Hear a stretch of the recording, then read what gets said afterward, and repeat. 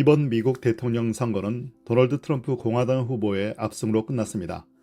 민주당의 해리스 후보는 펜실베니아와 조지아 등 7대 경합주 전역에서 패배했습니다. 공화당은 대통령 선거에서 승리한 것 외에도 상원과 하원을 장악하게 되었습니다. 민주당 입장에서는 기록적인 참패를 맞이했습니다. 이번 선거에서 집권 민주당이 패배하고 공화당이 압승한 여러 이유가 있겠지만 그 가운데 주요한 요인 가운데 하나가 복음주의 기독교권의 총결집이라고 할 수 있습니다. 그냥 결집이 아니라 총결집입니다. 과거에도 복음주의 기독교는 트럼프 등 공화당 후보를 지지했지만 이번처럼 총결집하지는 않았습니다. 민주당을 지지하는 미국 크리스찬들도 적지 않았습니다. 그러나 이번 선거에서 미국 복음주의 크리스찬 진영은 트럼프에게 완전한 몰표를 주었습니다. 그 이유는 지금의 미국을 바라보며 그들이 느끼는 절박함이 있었기 때문입니다. 미국의 복음주의 기독교인들은 이번 대선을 미국 내에서 기독교 가치를 지킬 마지막 기회라고 생각했습니다. 이번마저 민주당이 미국 정치를 장악할 경우에는 기독교 국가 미국의 정체성은 완전히 사라질 것이라는 절박함을 가지고 선거에 임했습니다. 그들은 오바마와 바이든 정권에 이르기까지 민주당 집권 하에서 이루어진 미국 사회의 급속한 반기독교적인 분위기에 진저리를 냈습니다. 민주당 정권 하에서 낙태와 친동성애, 과도한 성혁명, 마약 확산 등 모든 면에서 반기독교적인 분위기가 확산됐습니다. 창조 질서가 허물어지고 있는 상황을 목도하면서 더 이상 물러날 수 없다는 강박관념과 같은 생각이 복음주의 크리스찬들의 뇌리에 박혔습니다. 중도와 진보적인 크리스찬들도 지나친 PC주의에 따른 부작용을 보며 이건 아닌데 라는 생각을 하게 됐습니다.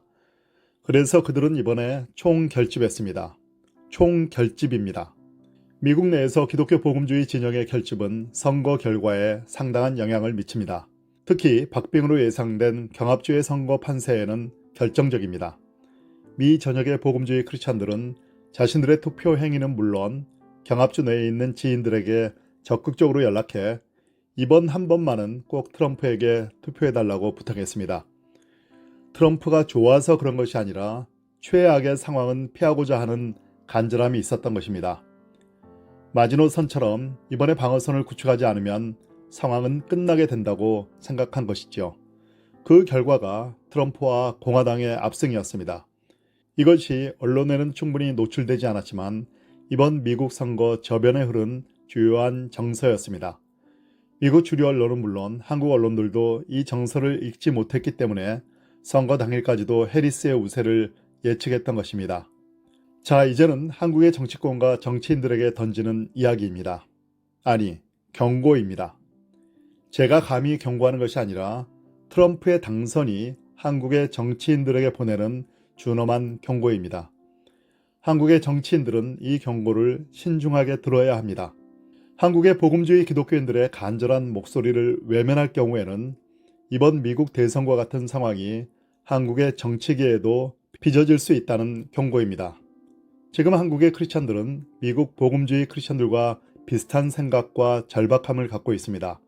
도처에서 특히 팬데믹 이후 기독교의 가치가 빠르게 훼손되고 있는 한국의 상황을 보며 더 이상 도저히 참을 수 없다는 간절한 마음을 갖게 되었습니다. 이것은 일부의 생각이 아닙니다. 대다수 크리스찬들의 생각입니다. 물론 한국교회 자체 내의 부족함으로 인한 문제들이 불거지고 먼저 교회의 자성을 촉구하는 분위기도 역시 팽배합니다. 그러나 한국의 정치인들은 이것만 보아서는 안 됩니다. 한국 기독교인들은 교회의 자성과 정화와는 별도로 창조 질서 회복이라는 절대 명제는 어떤 상황 속에서도 이루어져야 한다고 생각하고 있습니다. 세상과 마찬가지로 교회에서도 양립할 수 있는 문제와 절대로 양립할 수 없는 문제가 있습니다. 지금 이슈가 되어 있는 포괄적 차별금지법과 동성결혼 합법화 등은 기독교계가 양보할 수 없습니다. 절대로 양립할 수 없는 문제입니다. 이것은 보수와 진보를 가릴 것 없습니다. 저는 이 문제에 대해서는 아주 일부를 제외하고 한국 교회 내의 컨센서스는 일치한다고 확신합니다. 한국의 정치인들은 지난 10월 27일 서울 전역에서 열렸던 한국교회 연합예배를 주목해야 합니다.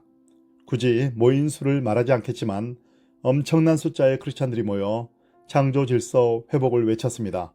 이들은 지금까지 광화문에서 모였던 보수 기독교 집회에 모인 분들과는 결이 다른 분들입니다.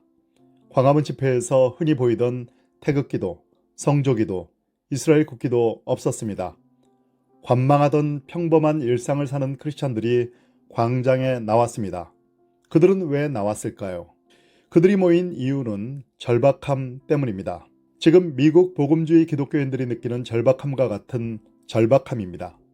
100만에 달하는 엄청난 인원이 그날 서울을 꽉 채웠는데도 그저 저들은 맨날 모이는 아스팔트 구구 기독교인들이야 라고 생각하며 무시한다면 정말 상황을 제대로 이해하지 못하게 되는 셈입니다.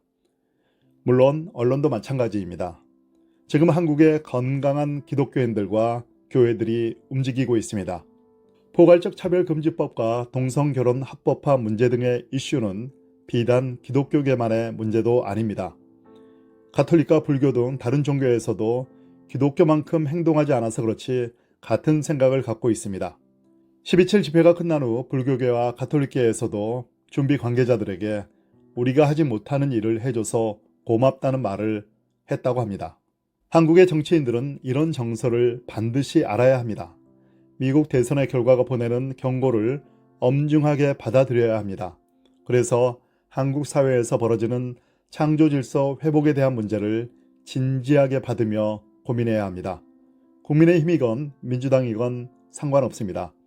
누구라도 쾌도난마식으로 당리 당략에 따라 포괄적 차별금지법 등을 해결하려 해서는 안 됩니다.